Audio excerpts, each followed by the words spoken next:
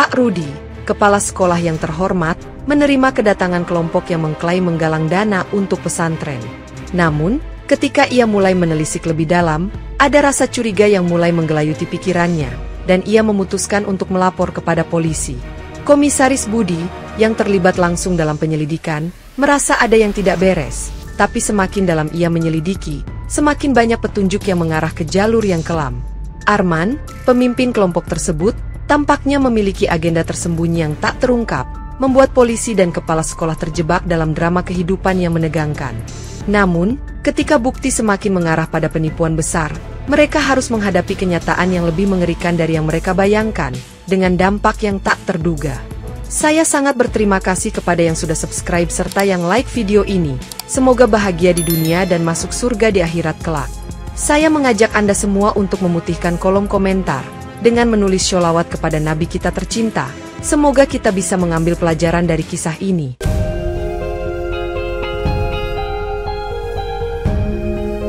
Pagi itu, suasana di SMA Jakarta Timur ramai seperti biasa, dengan siswa yang sibuk mengikuti upacara bendera, ketika tiba-tiba sebuah mobil putih dengan speaker besar berhenti di depan gerbang sekolah, menarik perhatian semua orang. Dua pria berpakaian muslim turun dari mobil dan membawa beberapa berkas sambil mendekati petugas keamanan yang berjaga di pintu masuk. Kami dari Lembaga Amal Pembangunan Pesantren ingin bertemu dengan kepala sekolah untuk meminta izin melakukan penggalangan dana, kata salah satu pria dengan suara tenang namun tegas. Petugas keamanan mengangguk ragu, lalu mengantar mereka ke ruang kepala sekolah, di mana Pak Rudi, kepala sekolah yang dikenal teliti, sedang menandatangani beberapa dokumen. Selamat pagi, Pak. Kami dari Yayasan Pesantren Al-Falah ingin meminta izin untuk melakukan penggalangan dana di sekolah ini, ujar pria itu sambil menyodorkan proposal yang tampak lengkap dengan rincian alamat dan nomor telepon. Pak Rudi memeriksa dokumen tersebut dengan seksama, kemudian bertanya, apa yang membuat kalian memilih sekolah kami sebagai lokasi penggalangan dana? Kami ingin melibatkan generasi muda dalam kegiatan amal, sekaligus memperkenalkan buku karya santri pesantren kami, jawab pria itu sambil menunjukkan beberapa buku yang terlihat baru dicetak. Setelah mempelajari dokumen itu, Pak Rudi memutuskan untuk memastikan keabsahan yayasan dengan menelepon nomor yang tertera di dokumen tersebut. Suara di ujung telepon, yang mengaku sebagai pengurus pesantren, dengan yakin mengkonfirmasi bahwa program penggalangan dana ini benar adanya. Meski sempat ragu, Pak Rudi akhirnya memberikan izin dengan syarat bahwa kegiatan ini harus dilakukan secara tertib dan tidak mengganggu proses belajar mengajar. Pagi berikutnya, suasana sekolah terasa berbeda ketika kelompok penggalang dana mulai berkeliling kelas-kelas dengan membawa tumpukan buku yang disebut sebagai hasil karya santri pesantren. Adik-adik, dengan membeli buku ini seharga Rp20.000, kalian tidak hanya mendapatkan bacaan inspiratif, tetapi juga ikut membantu pembangunan perpustakaan pesantren, ujar salah satu pria dengan suara lantang di depan kelas. Siswa-siswa yang penasaran mulai mengerumuni mereka, sementara beberapa guru tampak mengawasi dari kejauhan untuk memastikan kegiatan berlangsung lancar. Salah satu siswa, Dika, bertanya dengan nada ingin tahu, kalau pesantren kalian bisa menerbitkan buku, kenapa masih perlu sumbangan? Pria itu tersenyum tipis sebelum menjawab, karena penerbit kami adalah donatur asing yang hanya membantu mencetak buku, sementara pembangunan perpustakaan membutuhkan dana yang jauh lebih besar. Jawaban tersebut tampaknya cukup memuaskan sebagian siswa, yang kemudian membeli buku dengan semangat, meskipun ada juga yang masih tampak ragu. Di kelas lain, seorang guru bertanya lebih detail tentang yayasan mereka, tetapi pria itu menjawab dengan tenang dan menunjukkan dokumen izin dari kepala sekolah. Kami sangat bersyukur karena sekolah ini begitu peduli dengan kegiatan amal, tambah pria itu, sambil tersenyum meyakinkan. Hingga siang hari, kelompok tersebut berhasil mengumpulkan uang dari hampir semua kelas, dengan jumlah total yang cukup besar untuk ukuran donasi sekolah. Setelah selesai, mereka kembali ke mobil dengan membawa tumpukan uang dan buku yang tersisa, sambil mengucapkan terima kasih kepada pihak sekolah atas dukungannya.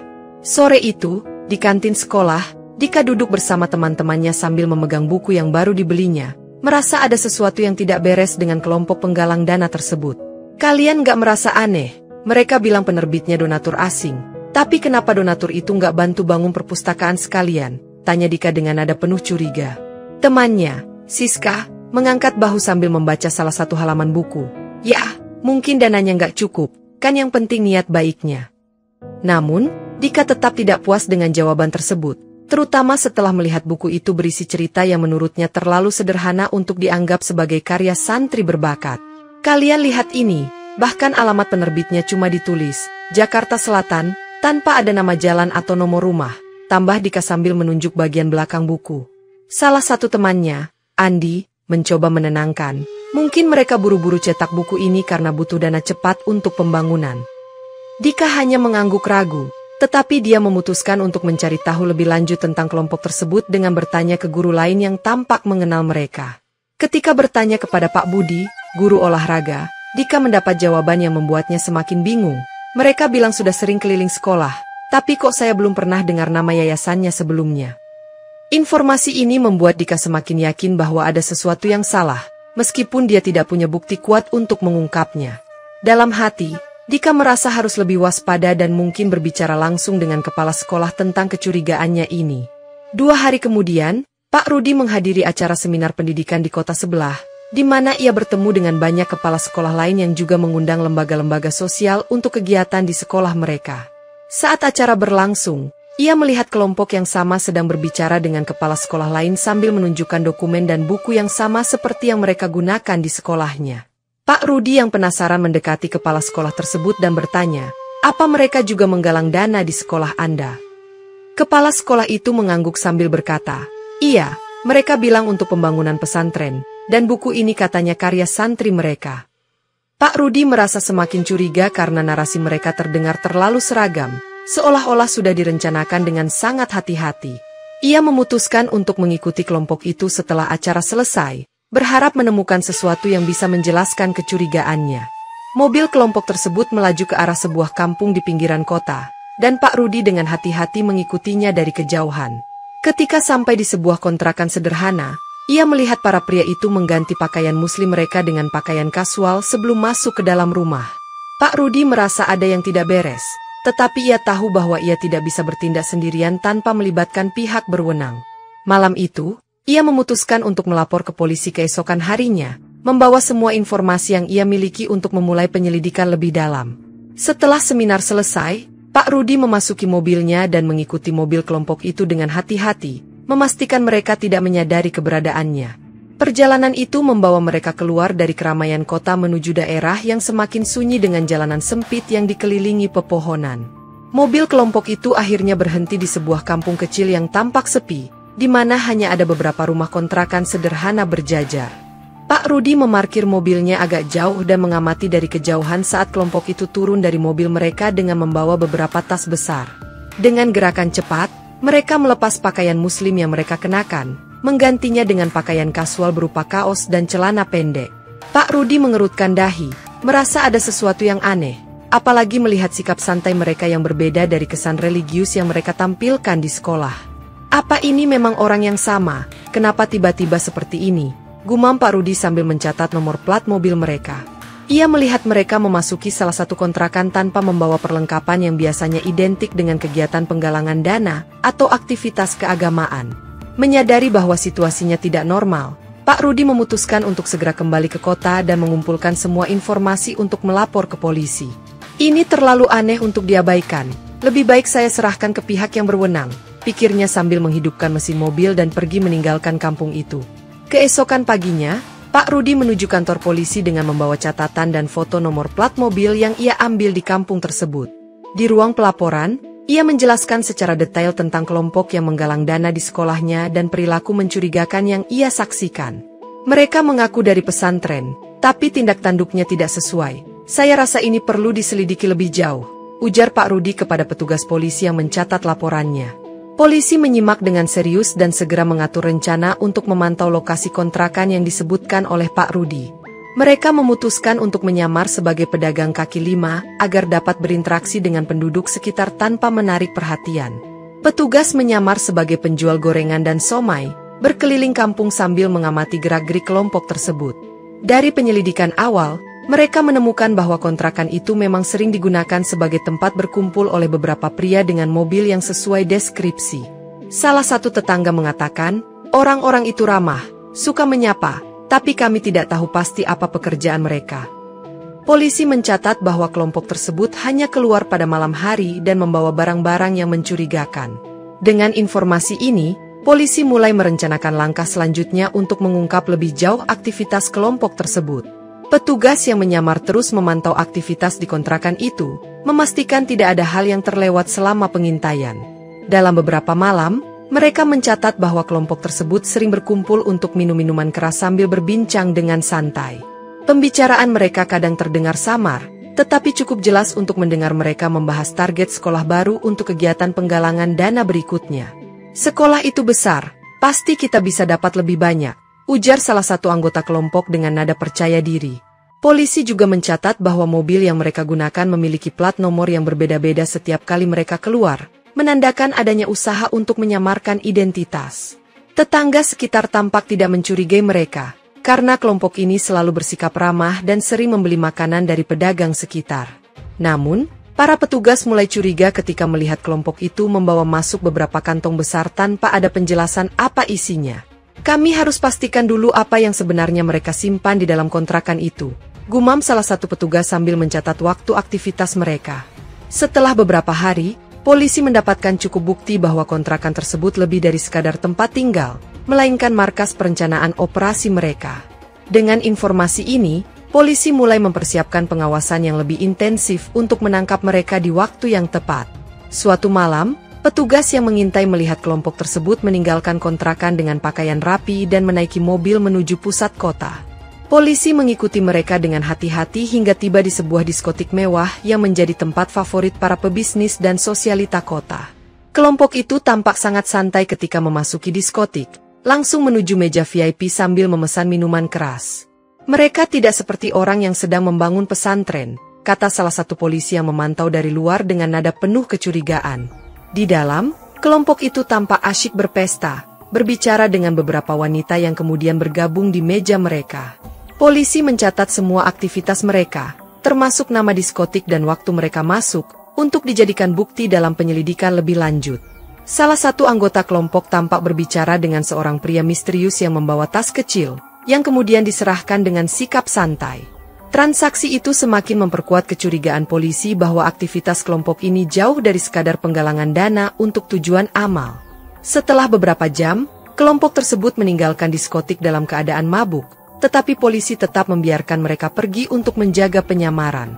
"Kita harus mengumpulkan bukti lebih kuat sebelum bergerak. Ini baru permulaan," ujar komandan tim dengan nada serius. Malam semakin larut saat polisi terus mengikuti mobil kelompok tersebut dengan hati-hati, menghindari perhatian yang tidak diinginkan. Setelah keluar dari diskotik, mobil itu melaju menuju sebuah jalan utama sebelum akhirnya berhenti di parkiran hotel berbintang di pusat kota. Mereka masuk hotel. "Apa yang akan mereka lakukan di sini?" bisik salah satu polisi kepada rekannya melalui alat komunikasi. Kelompok itu turun dari mobil sambil membawa tas-tas kecil dan tertawa terbahak-bahak, tanda mereka sedang dalam keadaan mabuk. Polisi menyadari bahwa tanpa surat perintah resmi, mereka tidak dapat bertindak, meskipun bukti-bukti awal sudah cukup mencurigakan. Komandan tim memutuskan untuk tetap memantau dari luar hotel, memastikan keberadaan mereka tetap dalam pengawasan. "Kita akan tunggu sampai mereka kembali ke kontrakan. Semakin banyak bukti yang kita kumpulkan, semakin kuat kasus kita," ujar sang komandan. Dari pengamatan jarak jauh, polisi mencatat nomor kamar yang dipesan oleh kelompok tersebut melalui interaksi dengan resepsionis. Salah satu anggota tim menyarankan untuk meminta pihak hotel bekerja sama, tetapi komandan menunda keputusan tersebut agar tidak mengganggu penyamaran. Dalam diam, mereka hanya bisa berharap malam itu tidak berakhir dengan sesuatu yang lebih buruk daripada yang mereka duga. Kelompok itu menyewa 3 kamar di lantai atas hotel dan langsung menuju kamar mereka dengan membawa beberapa wanita dari diskotik. Polisi yang mengamati dari lobi hotel akhirnya meminta resepsionis untuk mengizinkan mereka mengakses kamera pengawas. "Kami hanya ingin memastikan tidak ada hal yang melanggar hukum terjadi di sini," ujar salah satu polisi yang mencoba membangun kepercayaan dengan pihak hotel. Melalui kamera, mereka melihat kelompok itu masuk ke kamar dengan membawa minuman keras dan berbagai paket yang mencurigakan. Malam semakin larut, tetapi aktivitas mereka tidak berhenti. Suara tawa keras dan musik dari kamar terdengar hingga koridor. Salah satu petugas hotel yang berjaga di lantai tersebut menghubungi resepsionis, melaporkan adanya keributan yang mulai mengganggu tamu lainnya. Polisi meminta pihak hotel untuk tidak melakukan apapun agar mereka bisa terus memantau situasi tanpa memicu reaksi berlebihan. Tiba-tiba, Sebuah panggilan dari salah satu kamar terdengar, melaporkan bahwa ada keributan antar penghuni di kamar yang sama. Mereka mulai bertengkar. "Kita harus siaga kalau situasi ini semakin tidak terkendali," ujar salah satu polisi sambil memantau dari jarak dekat. Dengan kecurigaan yang semakin kuat, polisi bersiap untuk bergerak jika situasi memaksa mereka untuk bertindak. Keributan di kamar hotel semakin memanas, dan teriakan-teriakan mulai terdengar hingga ke koridor, menarik perhatian tamu-tamu lain. Polisi yang berada di lobi langsung naik ke lantai kamar tersebut, tetapi tetap berhati-hati agar tidak langsung menarik perhatian kelompok itu. Di luar kamar, suara pecahan kaca dan perkelahian semakin jelas, menunjukkan bahwa situasi telah menjadi semakin kacau. Ketika polisi mengetuk pintu kamar untuk meredakan situasi, salah satu anggota kelompok membuka pintu dengan wajah marah dan langsung menyerang. Pertengkaran berubah menjadi kekacauan saat anggota kelompok itu menggunakan senjata tajam untuk melawan petugas. Seorang polisi terkena tusukan di bagian perut saat mencoba melerai perkelahian di kamar tersebut. Rekan-rekannya dengan cepat melumpuhkan pelaku dan memanggil ambulans untuk membawa polisi yang terluka ke rumah sakit. Pihak hotel juga membantu mengevakuasi tamu-tamu di lantai tersebut untuk menghindari risiko lebih lanjut. Meskipun berhasil melerai keributan, polisi harus membiarkan sebagian besar anggota kelompok itu kabur karena fokus menyelamatkan rekan mereka. "Kita kehilangan mereka, tapi nyawa teman kita adalah prioritas sekarang," ujar sang komandan dengan nada tegas. Di rumah sakit, polisi yang terluka segera dibawa ke ruang operasi, tetapi pendarahan yang parah membuat dokter kesulitan menyelamatkan nyawanya. Kabar duka ini segera menyebar ke rekan-rekan kepolisian, memicu kemarahan dan tekad untuk menangkap kelompok tersebut. "Kita tidak bisa membiarkan ini berlalu begitu saja. Mereka harus bertanggung jawab," ujar komandan dengan suara bergetar. Dengan suasana hati yang diliputi emosi, tim kepolisian mengatur operasi besar-besaran untuk melacak keberadaan kelompok itu. Bukti-bukti dari hotel, termasuk rekaman CCTV, nomor kamar, dan barang-barang yang tertinggal, menjadi petunjuk penting dalam penyelidikan. Polisi juga memperluas pencarian dengan memeriksa data dari kontrakan mereka, meskipun kelompok itu belum kembali ke tempat tersebut. Di sisi lain, pihak hotel memberikan dukungan penuh dengan menyerahkan semua informasi yang mungkin relevan dengan kasus ini. Sementara itu, keluarga polisi yang gugur menerima penghormatan dari rekan-rekannya yang bersumpah akan menuntut keadilan. Malam itu, operasi pengejaran dimulai dengan skala yang lebih besar, melibatkan banyak personel untuk mempersempit ruang gerak kelompok pelaku. "Ini bukan lagi tentang menangkap mereka, ini tentang memastikan mereka tidak akan pernah bisa melukai siapapun lagi," ujar komandan sebelum memimpin timnya menuju lokasi pencarian berikutnya. Pagi itu, tim polisi kembali ke kontrakan tempat kelompok tersebut terakhir terlihat, berharap menemukan jejak keberadaan mereka. Saat tiba di lokasi, pintu kontrakan terbuka lebar dengan suasana lengang, menunjukkan bahwa tempat itu telah ditinggalkan dengan tergesa-gesa. "Mereka sudah pergi," ujar salah satu petugas sambil memeriksa setiap sudut ruangan yang terlihat berantakan. Pemilik kontrakan, seorang pria parubaya, datang dan mengatakan bahwa dirinya tidak tahu kapan kelompok itu pergi. "Mereka bayar kontrakannya di muka, dan tidak pernah bilang apa-apa soal kapan akan pindah," jelas si pemilik sambil menunjukkan bukti pembayaran. Polisi menemukan sejumlah barang tertinggal, termasuk dokumen-dokumen usang dan potongan kertas dengan catatan tangan yang mencurigakan. Salah satu barang yang menarik perhatian adalah beberapa amplop berisi uang pecahan kecil, kemungkinan sisa hasil penggalangan dana palsu. Petugas segera mengamankan barang-barang itu untuk diperiksa lebih lanjut di laboratorium forensik. Dengan bukti yang terkumpul, polisi memutuskan untuk memperluas pencarian dan melibatkan lebih banyak personel di lapangan. Tim investigasi memeriksa rekaman CCTV dari jalan-jalan sekitar kontrakan untuk melacak pergerakan kelompok tersebut. Di layar monitor, mobil yang digunakan oleh pelaku terlihat meninggalkan kontrakan pada tengah malam. Plat nomornya terlihat jelas, tapi kita perlu memastikan apakah itu asli atau palsu, kata salah satu petugas teknis. Saat data diperiksa, diketahui bahwa plat nomor tersebut tidak terdaftar, mengonfirmasi kecurigaan bahwa pelaku menggunakan identitas palsu. Polisi terus memeriksa CCTV di jalan utama dan menemukan mobil itu memasuki jalan tol menuju arah barat. "Mereka mungkin mencoba melarikan diri keluar kota," ujar komandan tim sambil memerintahkan untuk memblokir akses tol tertentu. Di titik pemeriksaan, petugas lalu lintas melaporkan tidak menemukan kendaraan dengan deskripsi serupa, memperlambat kemajuan penyelidikan. Rekaman CCTV di tol berikutnya juga menunjukkan bahwa mobil tersebut menghilang di salah satu pintu keluar, meninggalkan polisi tanpa petunjuk. Mereka tahu bagaimana mengelabui kita. Mereka pasti sudah merencanakan rute pelarian ini dengan matang, ujar salah satu anggota tim.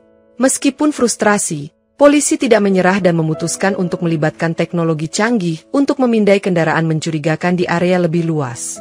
Dengan asumsi bahwa pelaku mungkin mencoba kabur keluar pulau, polisi segera memblokir akses pelabuhan utama di Merak.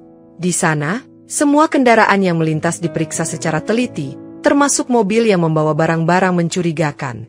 Kita tidak bisa membiarkan mereka lolos. Pastikan semua petugas memeriksa setiap kendaraan, ujar komandan melalui radio komunikasi. Salah satu kendaraan yang mirip dengan deskripsi mobil pelaku dihentikan, tetapi pemeriksaan lebih lanjut menunjukkan itu hanya milik warga biasa.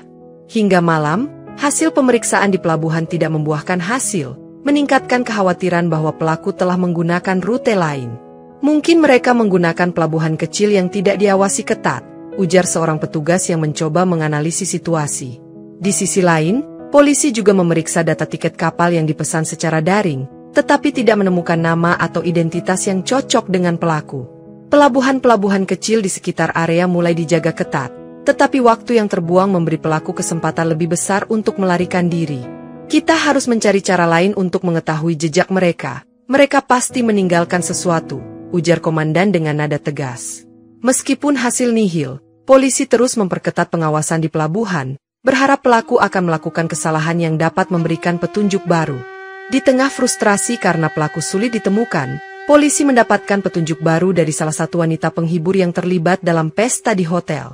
Mereka bilang sedang merencanakan sesuatu yang besar, tapi saya tidak tahu apa itu, ujar wanita tersebut saat memberikan kesaksian di kantor polisi. Wanita itu mengaku bahwa kelompok tersebut membahas tentang operasi besar yang akan dilakukan di sebuah kota kecil. Mereka menyebut nama kota itu berulang kali. Saya tidak ingat detailnya, tapi itu pasti dekat, tambahnya dengan nada ragu. Polisi kemudian memeriksa kembali barang-barang yang tertinggal di kontrakan, mencoba mencocokkan petunjuk dengan informasi baru ini.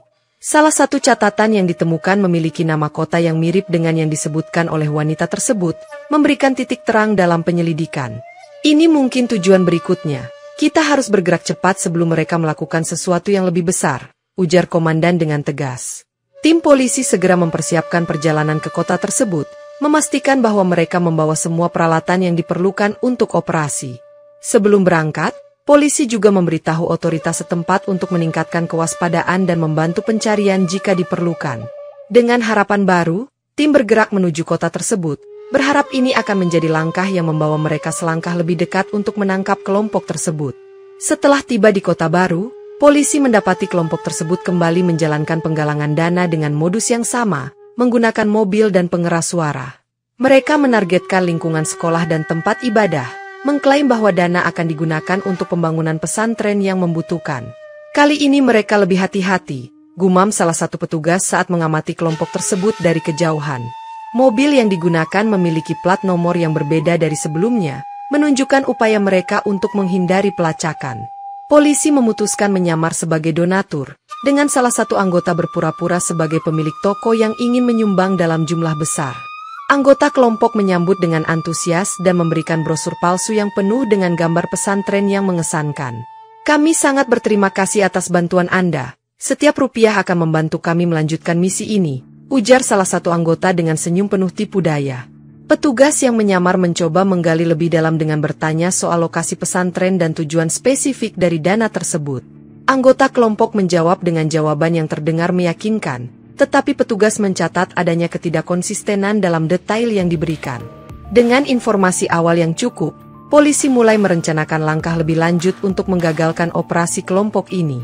Penyamaran polisi hampir berakhir buruk ketika salah satu anggota kelompok menunjukkan ekspresi curiga terhadap petugas yang menyamar. Sepertinya saya pernah melihat Anda sebelumnya, ujar anggota kelompok dengan nada tajam, membuat suasana tegang. Petugas yang menyamar tetap tenang dan menjawab, mungkin Anda melihat saya di pasar, saya sering belanja di sana. Jawaban itu membuat suasana sedikit mencair, tetapi anggota kelompok terus memandanginya dengan tatapan curiga. Petugas lain yang mengamati dari jauh memberikan sinyal melalui radio untuk segera mengakhiri interaksi tersebut. Polisi menyadari bahwa risiko penyamaran terbongkar semakin besar jika mereka menunggu terlalu lama. Kita harus bergerak cepat sebelum mereka mulai mencurigai kita lebih jauh. ujar komandan tim melalui komunikasi internal. Kelompok tersebut tampak mulai membatasi interaksi dengan orang luar, semakin menyulitkan penyelidikan. Polisi memutuskan bahwa penyergapan harus dilakukan secepat mungkin untuk menangkap mereka sebelum mereka kabur lagi. Meskipun tahu risiko tinggi, tim mempersiapkan operasi dengan rencana yang matang untuk menangkap seluruh anggota kelompok. Malam itu, tim polisi menyerbu lokasi operasi kelompok berdasarkan informasi yang dikumpulkan selama penyelidikan. Namun, saat mereka masuk, tempat itu kosong dan hanya menyisakan beberapa barang yang berserakan di lantai. "Mereka baru saja pergi," ujar salah satu petugas sambil menunjuk cangkir kopi yang masih hangat di meja. Barang-barang yang ditemukan termasuk dokumen palsu, brosur, dan tumpukan buku sumbangan yang digunakan sebagai alat manipulasi. Di antara dokumen tersebut, polisi menemukan catatan yang menunjukkan pola operasi kelompok di kota-kota sebelumnya. "Mereka sangat terorganisir. Ini bukan pekerjaan amatir," ujar salah satu petugas sambil memeriksa dokumen lebih lanjut. Polisi juga menemukan peta kota dengan beberapa tempat yang ditandai, kemungkinan target berikutnya. "Kita kehilangan mereka lagi, tapi mereka tidak akan bisa lari jauh," ujar komandan tim dengan nada tegas. Tim segera memperluas pencarian di sekitar kota, mengerahkan lebih banyak personel untuk memantau jalan keluar. Meskipun operasi kali ini gagal, polisi bertekad untuk menangkap kelompok tersebut sebelum mereka bisa memulai aksi berikutnya. Di tempat persembunyian baru, ketegangan mulai muncul di antara anggota kelompok akibat tekanan dari penyelidikan yang semakin ketat. Salah satu anggota, seorang pria muda yang tampak gelisah, merasa tidak tahan dengan situasi tersebut dan mempertimbangkan untuk melapor ke polisi. "Ini sudah terlalu jauh. Saya tidak ingin terlibat lagi," gumamnya dalam hati saat menatap telepon genggamnya. Ia akhirnya menghubungi polisi dan menawarkan untuk memberikan informasi dengan syarat mendapatkan perlindungan hukum. "Mereka ada di sebuah villa di luar kota, tapi Anda harus cepat. Mereka bisa pindah kapan saja," katanya saat memberikan lokasi. Polisi segera merencanakan operasi besar untuk menangkap kelompok tersebut, memastikan semua jalur keluar dari villa dijaga ketat. Informasi dari pengkhianat tersebut mencakup detail tentang struktur kelompok, termasuk siapa pemimpinnya dan rencana berikutnya. "Ini mungkin kesempatan terakhir kita untuk menangkap mereka," ujar komandan tim saat memberikan pengarahan kepada anggotanya. Dengan strategi yang matang, polisi mempersiapkan serangan untuk menghentikan kelompok tersebut sekali dan untuk selamanya. Ketegangan semakin memuncak ketika tim bergerak menuju villa, berharap operasi kali ini akan berakhir dengan kesuksesan. Malam itu, polisi mengepung villa di pinggiran kota yang menjadi tempat persembunyian kelompok kriminal tersebut, dengan senjata dan strategi sudah dipersiapkan. "Ingat, kita harus menangkap mereka hidup-hidup jika memungkinkan," ujar komandan tim kepada para anggota sebelum operasi dimulai. Di dalam villa, kelompok itu sedang sibuk menyusun strategi untuk operasi berikutnya, tidak menyadari bahwa mereka telah dikepung. Ketika polisi menerobos masuk, terdengar suara kaca pecah dan teriakan dari anggota kelompok yang panik. Beberapa anggota mencoba melawan dengan senjata tajam, tetapi dengan cepat dilumpuhkan oleh polisi yang sudah terlatih.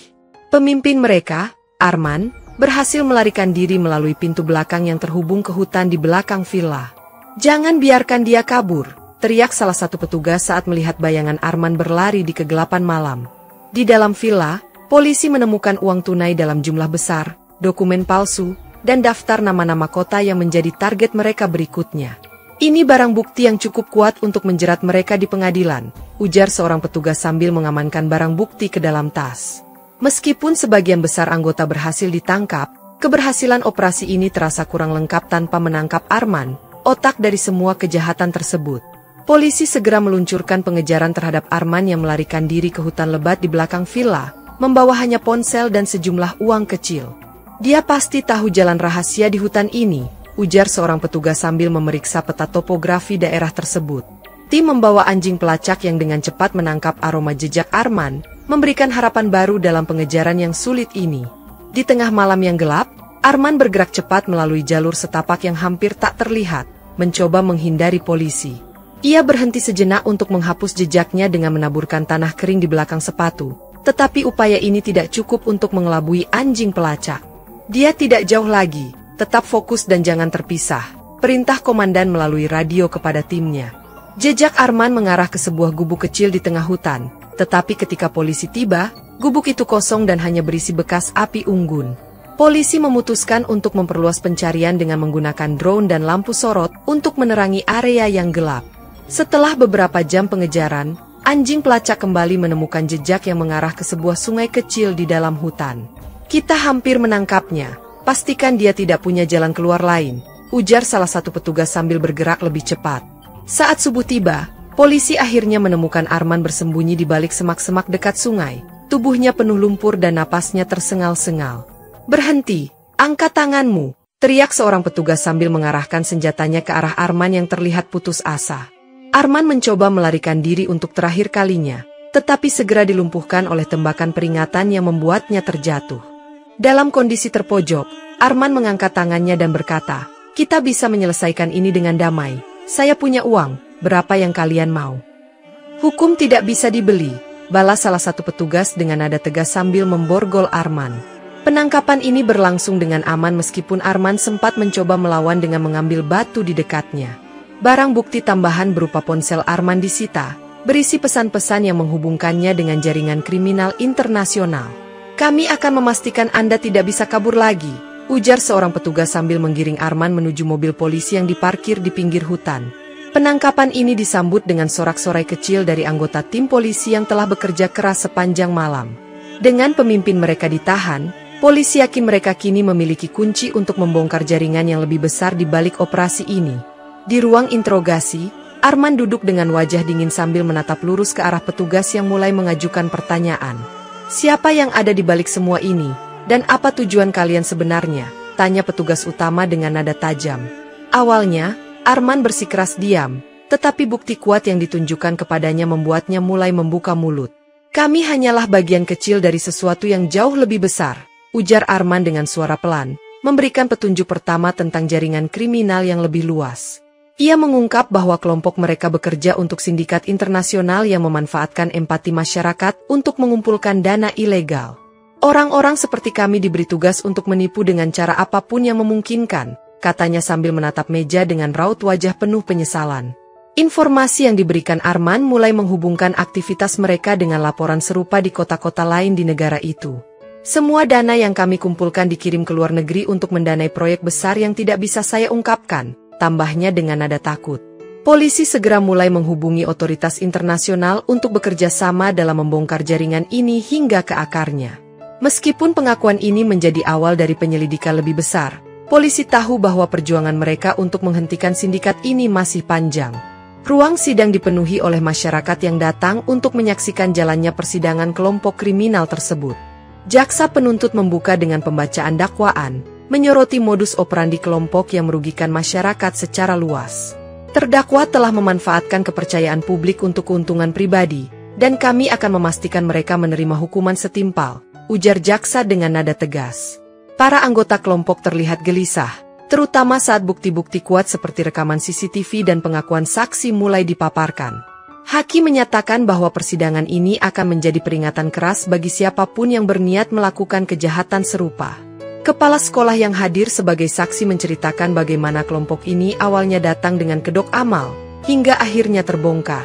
"Saya merasa bertanggung jawab karena telah mengizinkan mereka masuk ke sekolah, tetapi saya juga bersyukur kejahatan ini akhirnya terungkap," katanya dengan nada emosional.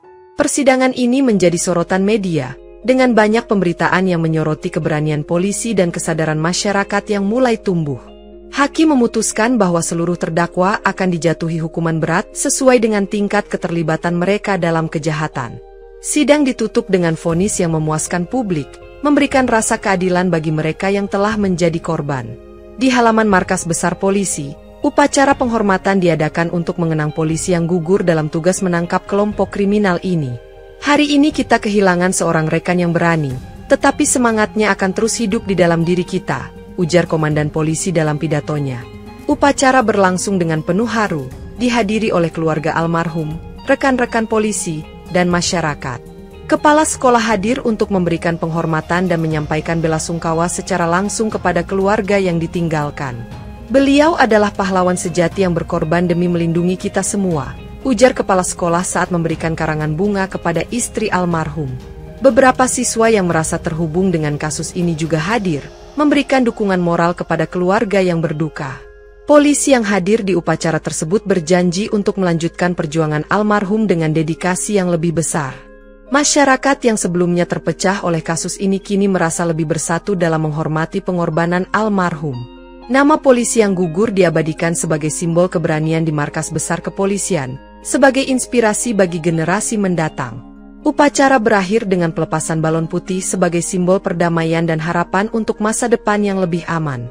Pesantren yang namanya dicatut oleh kelompok kriminal ini memulai upaya besar untuk memulihkan reputasi mereka di mata masyarakat. Kami adalah pesantren yang benar-benar peduli pada pendidikan, bukan seperti yang mereka gambarkan, ujar pimpinan pesantren dalam sebuah konferensi pers. Mereka melibatkan media lokal untuk menyebarkan klarifikasi dan cerita nyata tentang pesantren mereka yang sebenarnya. Dengan bantuan polisi, pesantren meluncurkan program sosialisasi ke berbagai sekolah untuk meningkatkan kewaspadaan terhadap penipuan berkedok amal. Sebuah pusat informasi juga didirikan di pesantren, yang berfungsi untuk memberikan edukasi kepada masyarakat tentang cara mengenali penipuan. Para santri berpartisipasi aktif dalam kampanye ini dengan menyebarkan pamflet dan membantu mendokumentasikan kisah nyata perjuangan mereka.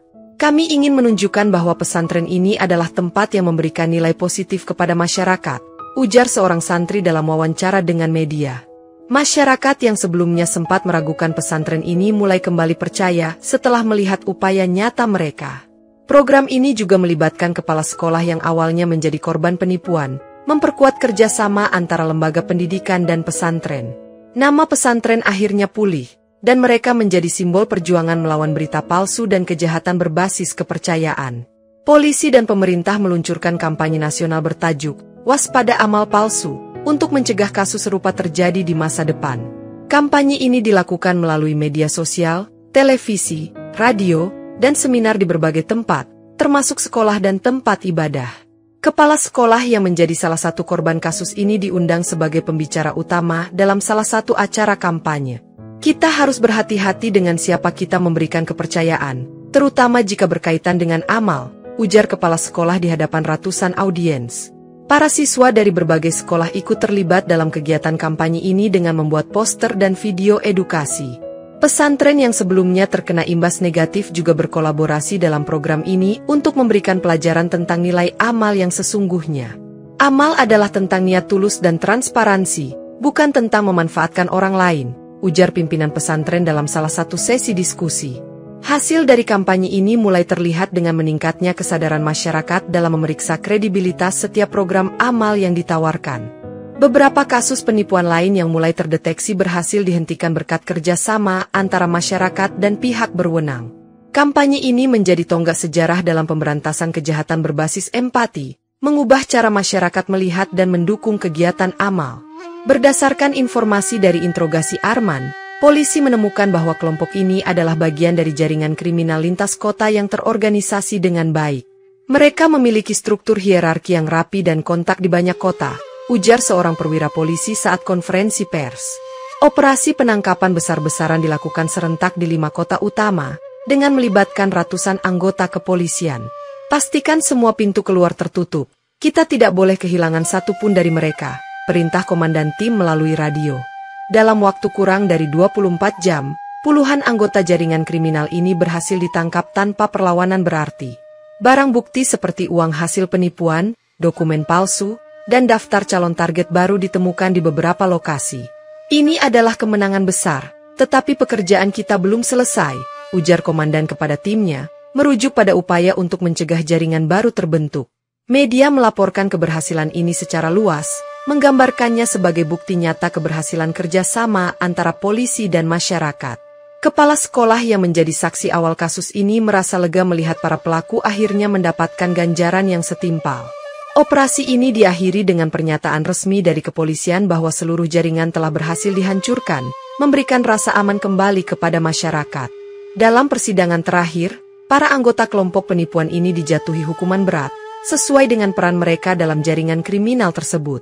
Hakim menegaskan bahwa kejahatan berbasis empati seperti ini merusak kepercayaan sosial dan tidak boleh dibiarkan. Hukuman ini diharapkan menjadi pelajaran bagi siapapun yang mencoba memanfaatkan kebaikan hati orang lain, ujar hakim sebelum mengetukkan palu. Kepala sekolah kembali diundang sebagai pembicara dalam sebuah acara yang digelar untuk membahas kasus ini dan dampaknya terhadap masyarakat. Kita semua harus belajar dari kejadian ini, selalu verifikasi informasi sebelum memberikan donasi, katanya di depan audiens yang penuh perhatian.